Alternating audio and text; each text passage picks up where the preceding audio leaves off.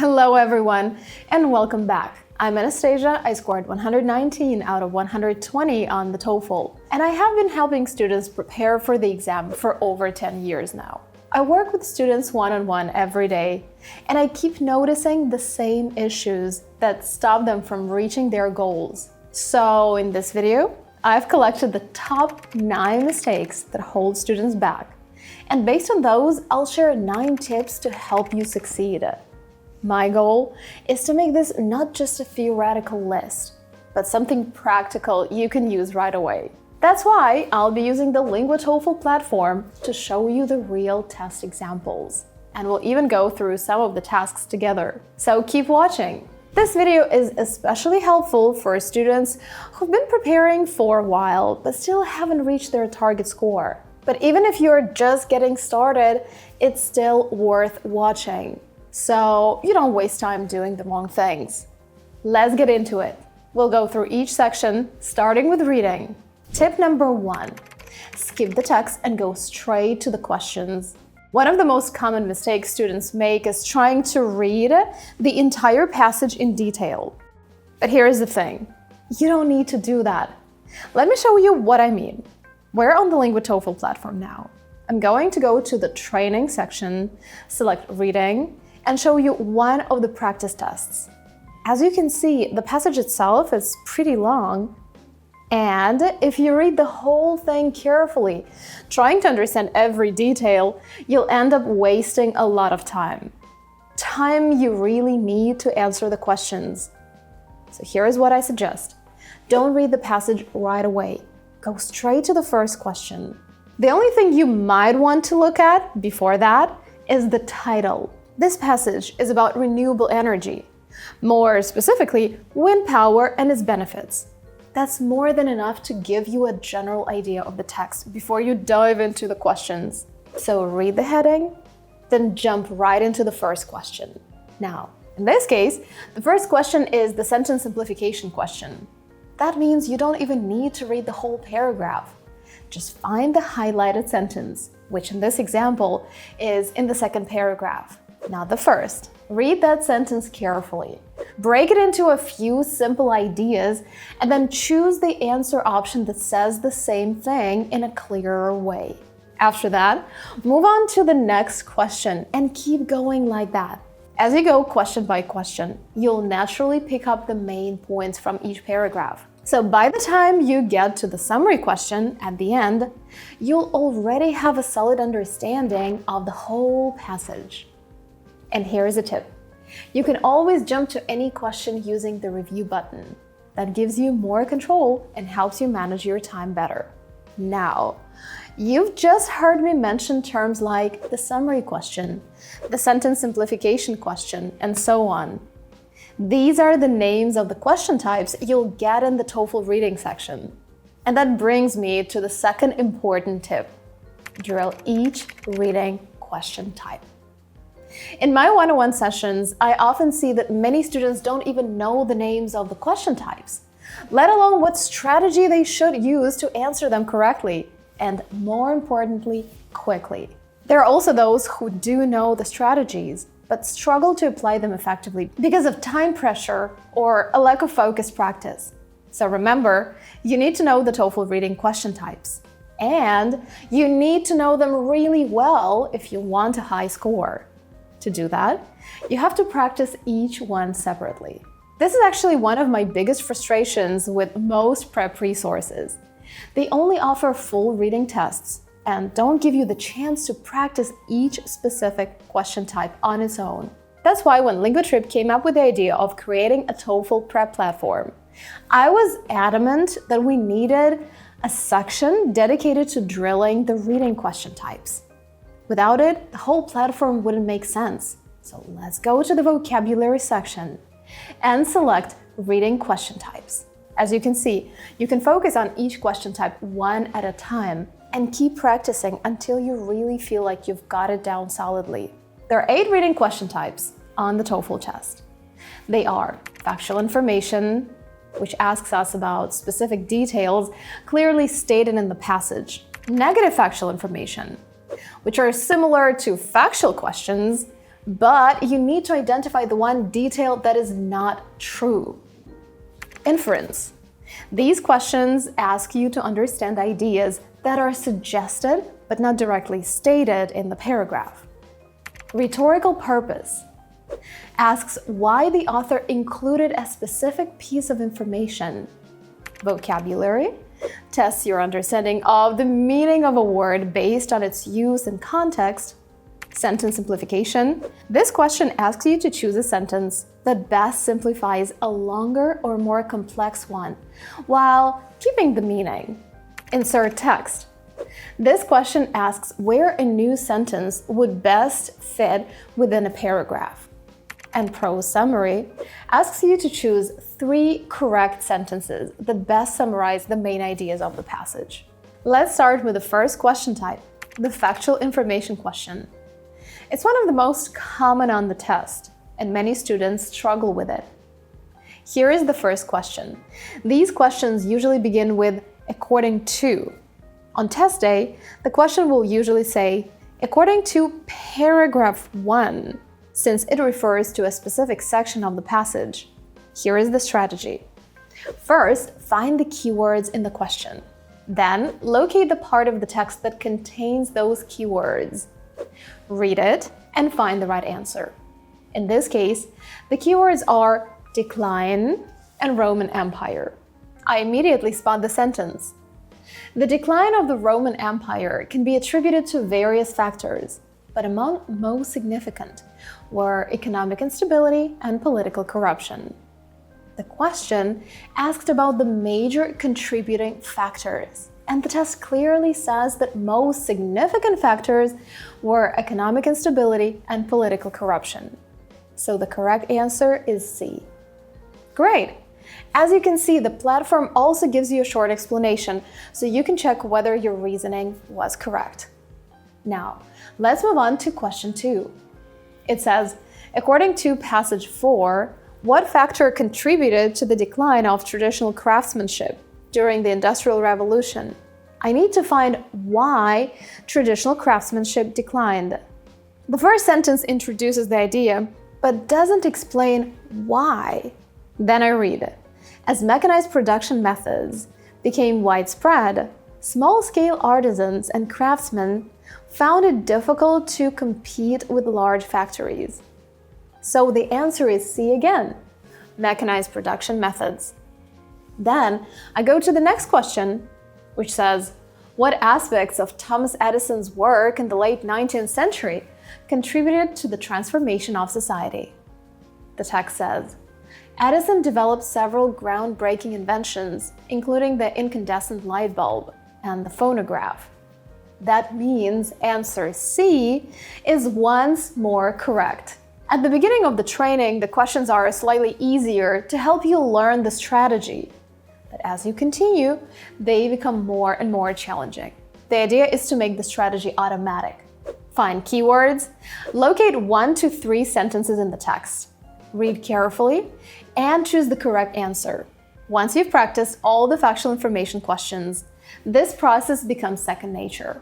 Then you can apply it in full reading passages much more easily.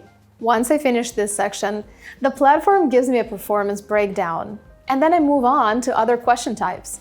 Drill each question the same way, making sure your strategy helps you find the right answers quickly. Once you feel confident with all the question types, go back to full reading sections and do test after test, analyzing your mistakes and tracking your progress. Now, what if you are still struggling to understand the reading passages? What if you don't understand half of what's written? Then it's time for tip number 3. Expand your advanced vocabulary. This includes learning topic-specific words that often appear in texts about history, biology, agriculture, and so on. I've posted a lot of videos on this channel about these topics, so feel free to check them out. But there are also general academic words, not tied to any topic, that show up all the time on TOEFL. These are the ones you'll often see in vocabulary questions, and they're also the ones you need to understand passages overall. Unlike topic-specific terms that you can sometimes guess from context, These academic words like obtain, ubiquitous, recur, segregation are essential. You need to know them. I've made a few videos on words like these, and you can start by watching those. Then go to the vocabulary section of the platform. You'll find tests for essential TOEFL words, academic vocabulary, advanced vocabulary. There are different types of tasks you'll see. In some, you might fill in the blanks. In others, you'll need to choose a synonym for a word, but the goal is always the same. You need to be comfortable with words like allocate, ambitious, arduous, analysis, assume, authority, because they show up on the test all the time. Practicing them will help you answer vocabulary questions faster and improve your overall reading speed and comprehension. And here is one more tip. Whenever you learn a new word during your prep, add it to your personal dictionary. That could be digital, like on the platform, or in a notebook, whatever works for you. What's important is to review these words regularly, and if possible, avoid translating them into your native language. Instead, write down a definition or a synonym in English. So, tip number 4 is learn definitions in English. For example, if you catch yourself using the word benefit too many times in speaking, you can use advantage instead. Or if you come across the word arduous in a reading passage, you'll know it means difficult. This way, you'll remember new words better, and you'll use them more confidently without constantly translating them in your head. When I teach TOEFL one-on-one lessons, I always speak English even with beginners. This approach really works. When I introduce a new word, I bring pictures, examples, and ask a lot of questions, anything to get students using it right away. You should definitely do that too. One of my favorite assignments, and many of my students know this, is creating matching tasks where they have to connect words with their meanings. They take time, but it's exactly why they work. You really remember the words. So the next time you want to learn a lot of new words, ask ChatGPT to generate some matching tasks. Or even better, create them yourself. While making this kind of task, you'll actually learn most of the vocabulary you're working with. Tip number 5 is all about the listening section. Make sure you take smart notes while you listen. What I often see is that students either don't take any notes at all and just rely on their memory, or they take too many notes, which ends up distracting them from actually listening. Your notes should be just the right amount. First, to help you stay focused while the recording is playing, and second, to help you remember small details you might otherwise forget. Let's look at an example of how your notes might look. On the platform, I'll select the listening practice, then go to the first conversation. Before we start, just a quick heads up. As you can see, in this section, you'll get 3 lectures and 2 conversations, and both types will play before you'll see any questions. Each recording is played only once, so it's really important to stay focused and not let yourself get distracted during these 3 to 4 minutes. By the way, I'll be releasing a full video on the listening section soon, so make sure you subscribe to the channel and click the bell icon so you don't miss it. Now, let's listen to a short piece of a conversation. It's between a student and a student advisor. As I listen, I usually write down the main ideas. This keeps me focused and helps prevent my mind from wandering. You can divide your notes into 2 columns, one for the student and one for the advisor, or just break the information into blocks. Listen to a conversation between a student and a student advisor at a university. Hi, Miss Evans. I'm Liam from Professor Davis's History 201 class. I have an appointment. Hi, Liam. Come in, have a seat. I'm Miss Evans. What can I do for you today? Well, I have this big presentation coming up, and to be honest, public speaking isn't exactly my forte. I get really nervous. That's perfectly understandable. Many students feel that way. It's like learning to ride a bike. A bit wobbly at first, but you get the hang of it. What specifically are you worried about? everything. I worry I'll freeze up, forget my lines, or, just completely bomb in front of everyone. For this part, my notes might look something like this. Has an appointment, big presentation coming up, public speaking isn't his thing. A, which stands for advisor, understandable, like learning to ride a bike. What worried about? S, everything, freeze up, forget his lines. Don't worry about grammar or punctuation here. That's not what matters. Just write down groups of words, not single ones. That makes your notes easier to read. You don't need to finish every long word, but make sure you can still read your notes afterwards. If you want more help with note-taking, such as how to organize your notes, what to include, and what to skip, click the link below and join our TOEFL prep course. If you go for the Pro package, I'll evaluate your speaking and writing and let you know exactly what to improve to raise your score. Now, ideally, it's best to practice with full-length tests. But if you don't have that much time, just do a few lectures or conversations on a regular basis. It's much better to practice consistently every day, even in small chunks. Now, tip number 7 is practice campus and idiomatic vocabulary. On the platform, we've added 2 extra vocabulary sections, campus vocabulary and idiomatic vocabulary. And there is a reason for that. These 2 types of vocabulary are especially important for the speaking and listening sections of the test. Many TOEFL conversations are campus-related, and you'll often hear students mention things like orientation week, prerequisites, majors, sophomore year, electives, and so on. If you're not familiar with these terms, even simple conversations can become hard to follow. Also, question 2 of the speaking section often involves campus situations. If you open the speaking section on the platform, you'll see that question 2 includes a short reading about a change happening on campus, followed by a conversation on the same topic. Even in question 1, you'll frequently get questions related to university or campus life, although it also covers more general topics, like the benefits of taking risks, doing household chores, and more. That's where idiomatic vocabulary becomes especially useful. And here is a nice bonus. The platform evaluates your answers and gives you quick feedback to help you improve. Tip number 8. Drill question 1 of the speaking section.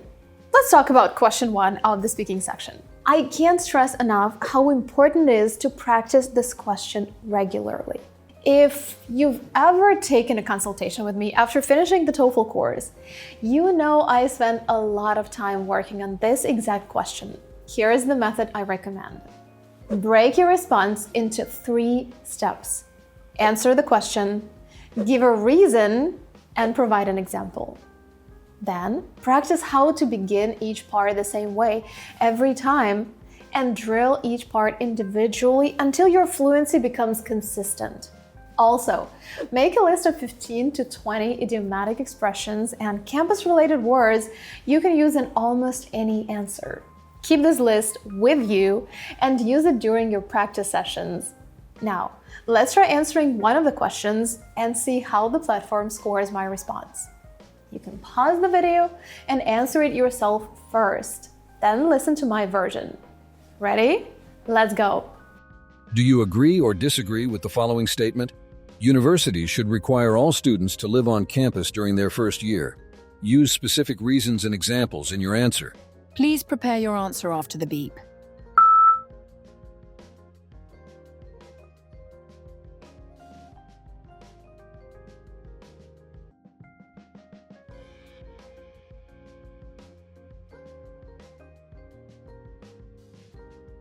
Please begin speaking after the beep.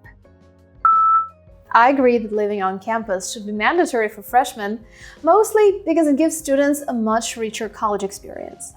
When I was a first-year student myself, I lived in the dorms, and being so close to everything allowed me to take part in many campus activities.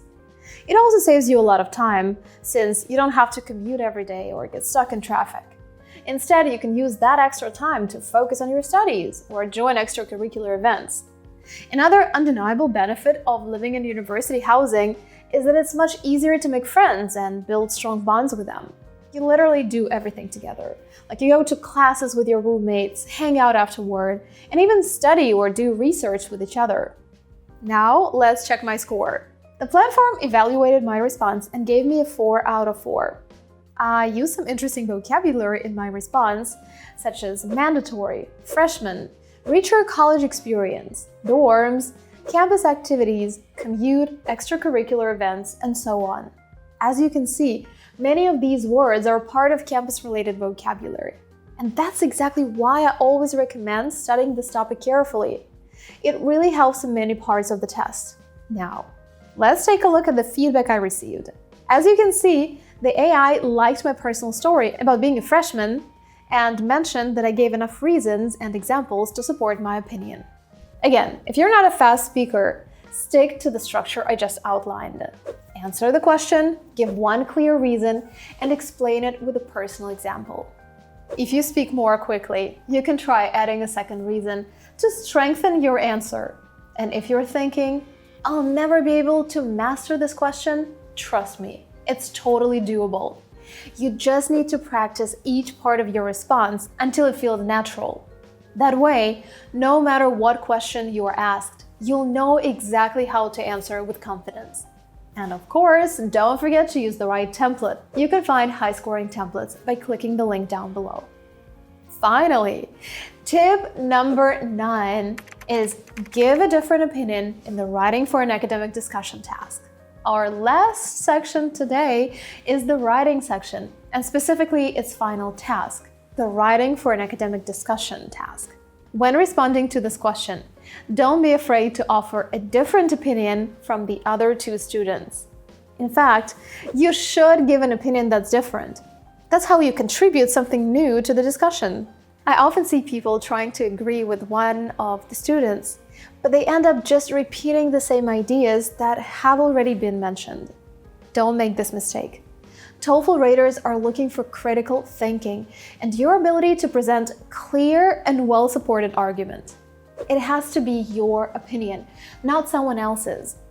And just like in speaking question 1, you need to support your opinion with solid reasoning and relevant examples. Add a bit of detail to show that you're not just stating an opinion, you're explaining it. Well, that was it for today. Thanks for watching. If you found this video helpful, don't forget to subscribe to our channel and click the bell icon to be notified when the next video comes out. And remember, scoring 100 plus on the TOEFL isn't rocket science. It's the little things you do that make all the difference. As always, I wish you all a stellar TOEFL score. Until next time!